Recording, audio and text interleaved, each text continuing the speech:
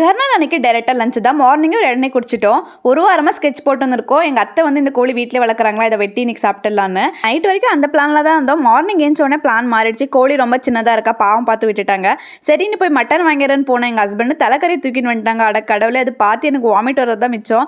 எடுத்துன்னு வந்ததுக்கு நீயே சமன்னு எங்கள் ஆளை விட்டுட்டேன். அப்படின்னா கிச்சனில் இறக்கி விட்டால் போதும், ஆள் சூப்பராக சமைச்சிருவாங்க. ஒரு குக்கர் வச்சு எண்ணெய் ஆட் பண்ணிட்டு ஓல் ஸ்பைசஸில் ஆட் பண்ணிட்டு நல்லா ஃப்ரை ஆன உடனே 2 வெங்காயம் போட்டு நல்லா ஃப்ரை ஆன உடனே 2 தக்காளி போட்டு அதையும் ஃப்ரை பண்ணிட்டு கொஞ்சம் இஞ்சி பூண்டு பேஸ்ட் ஆட் பண்ணிட்டாங்க. இது வதக்குன்னு இருக்கும் போது தான் தெரியும், அது உள்ள பார்த்தா நாக்கெல்லாம் இருக்கு. பார்த்த உடனே முடிவு பண்ணிட்டேன் நாம மட்டும் இதை சாப்பிடவே கூடாதுன்னு. அப்பயும் ஹஸ்பண்ட் இந்த கண்ணெல்லாம் தூக்கி கடாசிட்டு இருக்காங்க. அதெல்லாம் எனக்கு தெரியாது. இந்த நாக்கு பார்த்த உடனே ரொம்ப ஒரு மாதிரி அருவருப்பா இருந்துச்சு. அதை எடுத்து வெளியே போட்டு குக்கர்ல கறி ஆட் பண்ணிட்டு மட்டன் மசாலா, மிளகாத்தூள், கொஞ்சம் சில்லி பவுடர்லாம் ஆட் பண்ணிட்டு நல்லா ஃப்ரை பண்ணிட்டு கூடவே தேவையான அளவுக்கு தண்ணி ஊற்றிட்டு சால்ட்டு, கொத்தமல்லி எல்லாம் ஆட் பண்ணிட்டு ஒரு 10 விசில் விட்டு எடுத்து பார்த்தா செமி கிரேவி மாதிரி இருந்துச்சு. அதை ஃபுல்லாக ட்ரை பண்ணிட்டு மேலே பெப்பர்ல தூவி எடுத்து கொடுத்தா சாப்பிட தோணாத எனக்கு கூட சாப்பிடணும்னு தோணுச்சு. கடைசியாக ஒரு பீஸ் சாப்பிட்டு எடம்ட் ஆயிடுச்சு.